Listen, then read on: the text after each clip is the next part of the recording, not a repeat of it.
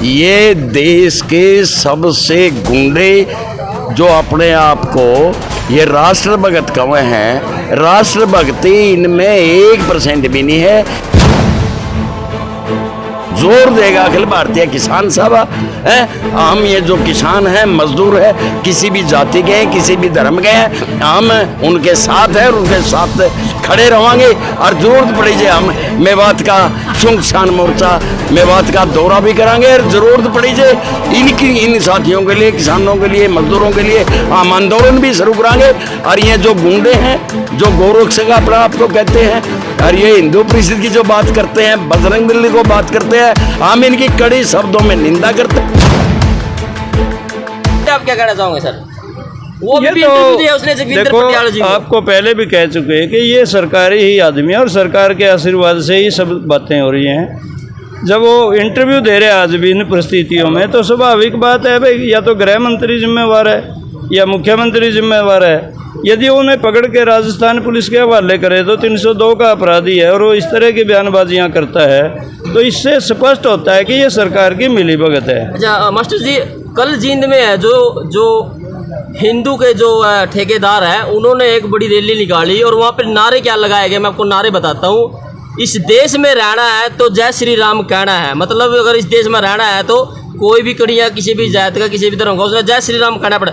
ये कहाँ तक आपको सही लगता है जी? ये देखो, हमारे पीढ़ी दर पीढ़ी बड़े बुजुर्ग भी और हम भी खुद भी जय श्री राम कहने की बजाय हम राम राम कहते हैं, और राम राम हमारे रोम रोम में बस चुका है। लेकिन ये जो नई बात आई है, ये केवल राजनीतिक नारा है। जय श्री राम किस बात का, जब हम राम राम ही करते हैं। और दूसरा ये है कि इस भड़काने वाली चीज़ों का प्रयोग इस देश में नहीं होना चाहिए। ये एक धर्मनिरपेक्ष लोकतांत्रिक देश है। यहाँ पर जो लोग आपसे सहमत है वो भी यहीं रहेंगे और जो सहमत नहीं है वो भी यहीं रहेंगे। सबके अलग-अलग विचार हमें यह बिल्कुल स्वीकार करना चाहिए। और जहाँ तक धर्म का सवाल है वो व्यक्तिगत है, किसी पर जबरदस्ती नहीं थोपा जा सकता। और उनका रहन सहन खान पान अपने अपने ढंग का होगा। ये विविध संस्कृतियों का देश है और यही यहाँ की खूबसूरती है। बिल्कुल यही खूबसूरती है और यही इसकी एक सुंदरता है। और हम चाहते हैं कि ये बनी रहे, बरकरार रहे और सब स्वीकार करें कि हम भी रहेंगे और वो भी रहेंगे, तभी ये देश सुंदर और विकासशील देश बनेगा। अन्यथा तो ये सारी झूठी बातें हैं कि हम तीसरी बड़ी शक्ति बन जाएंगे, आर्थिक कुछ नहीं बनेगा। यदि मणिपुर की घटनाएं होंगी, नहीं, सवाल ही पैदा नहीं होता। मणिपुर जल चुका है, बर्बाद हो चुका है। हरियाणा को जलाने की साजिश थी। हरियाणा को इसलिए भी टारगेट बनाया गया कि राजस्थान में अब चुनाव होने हैं और यूपी के साथ लगता है। और ब्रिजभाषी लोग हमारे, चाहे उनमें मेव हैं और चाहे हमारे हिंदू हैं, बहुत मेल मिलाप से सदियों से रह रहे हैं। हजारों साल पुरानी संस्कृति है, वो कोई कल आबाद नहीं हुई, वहाँ कोई किसी तरह के दंगे नहीं हुए। और जब ये सब लोग पाकिस्तान जाना चाहते थे, गासेड़ा गांव में महात्मा गांधी ने आकर लोगों से अपील करी थी कि आप यहीं रहिए, आप देश की रीढ़ की हड्डी हैं। स्वतंत्रता आंदोलन में मेवातियों का बहुत बड़ा रोल है। आज भी यदि सेलुलर जेल जो अंडमान निकोबार में जाएंगे तो वहाँ सैकड़ों मेवातियों के नाम आपको मिलेंगे, जबकि आरएसएस उससे जुड़े हुए विश्व हिंदू परिषद या किसी अन्य का कोई नाम कहीं नहीं है। सर आपसे एक क्वेश्चन, कल जींद में एक नारा और कंटिन्यू वहाँ पर लगाया गया, भारत है हिंदुओं का और जो मुसलमान है वो पाकिस्तान लोग हैं। भाई जो मुसलमान है वो पाकिस्तान में चले जाओ और जो हिंदू हो वो हिंदू यहीं रहेंगे। मतलब कल फिर ऑफर दिया गया है, ज़बरदस्ती ऑफर की, जो यहाँ के मुसलमान है वो पाकिस्तान जाए क्योंकि ये देश हिंदुओं का है। ये वाहियात लोग हैं, इनके बकवास करने से कुछ नहीं होगा। ये देश के सबसे गुंडे जो अपने आप को ये राष्ट्रभक्त कहे हैं, राष्ट्रभक्ति इनमें 1% भी नहीं है। ये केवल मात्र राज पे कब्जा करने के लिए, भाईचारा बिगड़ के हिंदू धर्म और गैर हिंदू धर्म में जोड़ के हिंदुओं की यहाँ संख्या ज़्यादा मन है। यदि आज में आप देखा, ये हिंदू धर्म में हिंदू के वोट लेने के लिए ये चमार को भी हिंदू कहते हैं, सहसी बोरिये को भी हिंदू कहते हैं, दलित समुदाय को सबको हिंदू कहते हैं। लेकिन मंदिर में ये चढ़ नहीं सकते, चाहे PhD कर रहे हो संस्कृत की, कोई आदमी मंदिर में बैठ नहीं सकता। बहुत बड़ा यदि उदाहरण मंदिर राष्ट्रपति कोविंद जी है, जिनको है जो उधर वर्मा जी के उसमें है, जो मंदिर में नहीं घुसने, बहुत जगह बड़े जो लोग थे पुलिस के साथ मंदिरों में गए हैं, बार बार ये उदाहरण आपने देखे होंगे। इन्हें किसी की मकान नहीं देनी, ये केवल मनुवादी लोग हैं। इनके पुराने जो बुजुर्ग हैं, आज़ादी से पहले इनकी किताबें पढ़ के देख लो, हेडगावर करोड़ के, उसमें क्लियर कर रखा है भाई पैसा तो केवल 1% आदमियों के पास होना चाहिए। यदि दलित वर्ग के पास कोई पैसा हो जाए, वो पैसा लूटना में कोई बुराई नहीं है। इनकी 80 लड़की सुंदर लड़की हो, उसको साथ बलात् करने में भी कोई बुराई नहीं है। ये तो किताबों में उल्लेख करके है, इन्हें उनका खोज चलो सब कुछ, और गरीब बनाओ, यही षड्यंत्र था। ये 3 कृषि कानून जो आए थे, किसानों को भी इस प्रकार मजदूर बनाना चाहते थे और इन जमीनों पर कब्जा करना चाहते थे। मणिपुर में भी ये शुरुआत जो हुई है वो ऊपर की पहाड़ी के जो आदिवासी लोग हैं उनकी ज़मीनों पर कब्जा करने की कोशिश थी। 5-7 साल से उन्होंने पोस्ट की खेती करने की इजाज़त मिली है, ये वही इनकम का साधन हो गया। मतई लोग उस ज़मीन पर कब्जा करना चाहते हैं। ये इस प्रकार का मामला सरकार का षड्यंत्र है। और संयुक्त किसान मोर्चा हरियाणा और जोर देगा अखिल भारतीय किसान सभा है। हम ये जो किसान हैं, मजदूर है, किसी भी जाति के हैं, किसी भी धर्म के हैं, हम उनके साथ हैं और उनके साथ खड़े रहेंगे। और जरूरत पड़ी जाए हम मेवात का संयुक्त किसान मोर्चा मेवात का दौरा भी कराएंगे, और जरूरत पड़ी जाए इन साथियों के लिए, किसानों के लिए, मजदूरों के लिए हम आंदोलन भी शुरू कराएंगे। और ये जो गुंडे हैं, जो गोरक्षा का अपना आपको कहते हैं, और ये हिंदू परिषद की जो बात करते हैं, बजरंग दल को बात करते हैं, हम इनकी कड़ी शब्दों में निंदा करते हैं और इनका डट के विरोध कराएंगे। सर आपसे एक लास्ट क्वेश्चन मेरा है, इस देश में रहना है तो योगी मोदी कहना है। मैं क्यों कह रहा हूँ, जयपुर मुंबई से जो ट्रेन जा रही थी उसमें है जो एक पुलिस वाला जिसका नाम चेतन सिंह है, सिपाही है, वो ASI मीणा को गोली मार देता है, फिर 3 मुसलमानों को गोली मार देता है, और 3 मुसलमानों से 2 मुसलमान है गोली की आवाज़ उठकर सुते उठे थे, और एक जो चूड़ी बेचने वाला था मुसलमान, वो चढ़े था, उनको गोली मार देता है और कह रहा है वो वीडियो में कि अगर इस देश में रहना है तो योगी मोदी कहना पड़ेगा। क्या ये बात जायज़ है जी? आप जो कह रहे हो इसका तो बिल्कुल प्रमाण है, और वो वीडियो खुद मैंने भी देखी है गाड़ी में। और उसको जो जैसे गोली चला के पहले अपने ही साथी को, ताकि वो बचाव ना कर दे, और फिर 3 लोगों का जो हत्या की है उसने, तो बार बार ये नारे भी लगा रहा है कि भारत में रहना है तो मोदी योगी कहना है। ये सरासर गलत है, और ये बात आज नहीं शुरू हुई।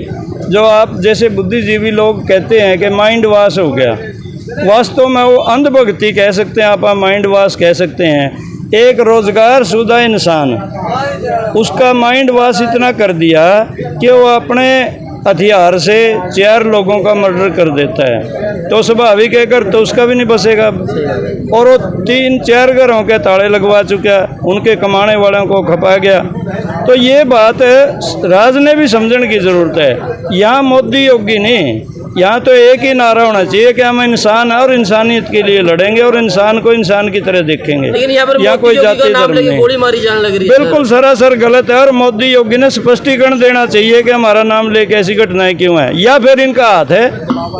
यदि ये चुप रहते हैं, यदि मेरे पे कोई आरोप लगता है, मेरी ये ड्यूटी बनती है या तो मैं उसे टैकल करूं, और चुप रहने का अर्थ है कि मेरी भी उसमें है, हाथ है। लेकिन तो प्रधानमंत्री नरेंद्र मोदी तो मणिपुर जल जाता है तब नहीं बोलते हैं, हरियाणा जल रहा है तब नहीं बोल रहे हैं। यूपी के बरेली में एक SSP दंगा होने से बचा लेता है, लेकिन उसके 4 घंटे बाद उसका तबादला करवा दिया जाता है। और वहाँ पे भी बीजेपी की सरकार है, डबल इंजन की, हरियाणा में डबल इंजन की सरकार है, मणिपुर में डबल इंजन की सरकार है, लेकिन प्रधानमंत्री नरेंद्र मोदी जी चुप है, अभी भी रैलियाँ निकाल रहे हैं। अभी जो इंजन है ये वास्तव में फेल हो चुके हैं, और ये इंजन पटड़ी से भी उतर चुके हैं। ये नुकसान करने के ही हैं, फायदा करने के लिए इंजन नहीं है। इंजन तो ट्रिपल भी है, नगर पालिका भी नहीं की है, नगर जिला परिषद भी नहीं की है, और फिर देखा आप मुख्यमंत्री भी इनका है, प्रधानमंत्री भी इनका है, लेकिन वहीं ज़्यादा विवाद हैं। और ये बिल्कुल समझने की है जनता को। जनता से हम अपील करते हैं कि इनकी बातों में ना आकर, ये कुछ मुट्ठी भर लोग हैं, ऐसा नहीं है। इस देश की जनता तो धर्मनिरपेक्ष है, वो लोकतंत्र में उनका विश्वास है, और जनता का बड़ा हिस्सा इस संविधान को मानता है और इस संविधान के अनुसार देश चलाने की बात सोचता है। तो ये इनकी बातों में आने वाले नहीं हैं। आपने देख लिया, इतना बड़ा कांड के बावजूद इन्होंने कहीं से भी कोई समर्थन नहीं मिला। इन्हीं के मुट्ठी पर लोग हैं, चाहे वो जींद में कूद रहे हैं, चाहे वो कोई अलग अलग जगह है, तो ऐसी कोई बड़ी बात नहीं है। लेकिन हमारे बीच 6 लोग नहीं रहे, हमें इस बात का बहुत दुख है। और उसके जिम्मेवार मोनू मानेसर और बिट्टू बजरंगी हैं, कोई और नहीं है।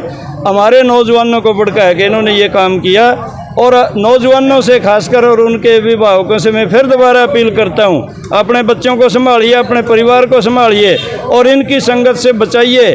गलत संगत में जाने के परिणाम माँ बाप को भी और बहन भाइयों को भी भुगतने पड़ते हैं। अपने बच्चों की सुरक्षा के लिए तैयार रहिए और उन्हें संविधान का पाठ और देश की रक्षा का पाठ पढ़ाइए। देश की रक्षा किसी को मारने से नहीं होती, बल्कि देश की जनता की सेवा करने से देश की रक्षा होती है। आज बाढ़ है, आज चारों ओर से दुख भरी खबरें आती हैं। आज हमारी ड्यूटी तो ये बनती है कि हम बाढ़ रात में किसी को, जिसका घर नहीं रहा उसके घर को खड़े करने में, और जिसके पशु भूखे हैं उसको घास फूस देने में, जिसके इंसान भूखे हैं उनको रोटी देने का काम करना चाहिए था। यदि इसे देशभक्त है तो इन्होंने ये काम क्यों नहीं किया। हरियाणा का भी एक बड़ा हिस्सा 12 जिलों में बाढ़ है और कहीं भी ये जो बजरंगी हैं या गोरक्षक हैं या कोई और हैं, जो भी इनके साथ रहने वाले लोग हैं, 1 रुपये की मदद देते हुए या 1 रोटी बांटते हुए कहीं नज़र नहीं आए।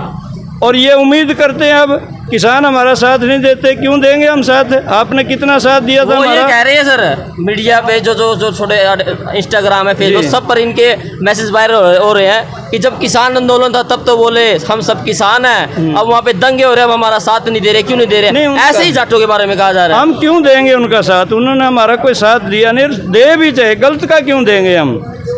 लोगों के मारने के लिए देश नहीं बना, समाज नहीं बना, बल्कि लोगों की रक्षा के लिए बना दिया जाता है। लोगों के लिए साथ केवल सही चीज़ का दिया जाता है। यदि उनके पास कोई दुखद घटनाएं हैं तो हम साथ देंगे। जानबूझ के जो आग में कूदता है उसका क्या इलाज हो सकता है, बल्कि केवल आग में खुद नहीं जल रहा, वो अंगारियों को दूर भी फेंक रहा है और लोगों के भी घरों में आँच है। आज हजारों की संख्या में मेवात के लोगों की दुकानें, रेड़ी फड़ी, कितने बड़े खब्बी खान हो सकते हैं। एक तौलिया बेचने वाले का वीडियो जारी किया किसी साथी ने, उसको देखा, सब पूरी की पूरी उसकी रेड़ी भस्म कर दी गई। ये छोटा छोटा काम करने वाले लोगों का बड़ा नुकसान जो किया है, ये बहुत दुखद है और ये बहुत निंदनीय है। हम इसलिए इनका साथ तो देने का सवाल ही पैदा नहीं होता, लेकिन जो लोग पीड़ित हैं, ज़रूरत पड़ी तो उनका साथ ज़रूर देंगे।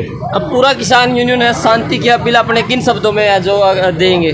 देखिए, हम ये कहते हैं सारा पूरा समाज की यह जिम्मेदारी बनती है कि पूरे देश में शांति रहे, और शांति इसलिए ज़रूरी है कि ये देश तरक्की करे। जब हम मिलकर काम करांगे तो ज़्यादा उत्पादन करांगे, ज़्यादा खपत होगी, लोगों की परचेजिंग पावर बढ़ाने की ज़रूरत है ताकि लोग ज़्यादा सामान खरीद सके, तभी ये देश तरक्की कर सकता है। शांति के बिना ये कभी भी संभव नहीं है। जहाँ भी दंगे होंगे वहाँ तरक्की रुकेगी, और हम बिल्कुल नहीं चाहते कि ऐसे दंगे हों। इसलिए जनता से अपील करते हैं कि दंगाइयों से बचिए, दंगे से बचिए और देश को तरक्की के रास्ते पे लेकर चलिए। इंसान को केवल इंसान की तरह देखें, हिंदू, मुसलमान, सिख, ईसाई, क्रिश्चियन, बौद्ध या जैनी की तरह ना देखें। हम सब इंसान हैं इस धरती पे, और 140 करोड़ की आबादी इसी देश में रहेगी। हमने साथ साथ रहना है और ये सीखना है कि हम साथ साथ कैसे रह सकते हैं, और जितना साथ रहें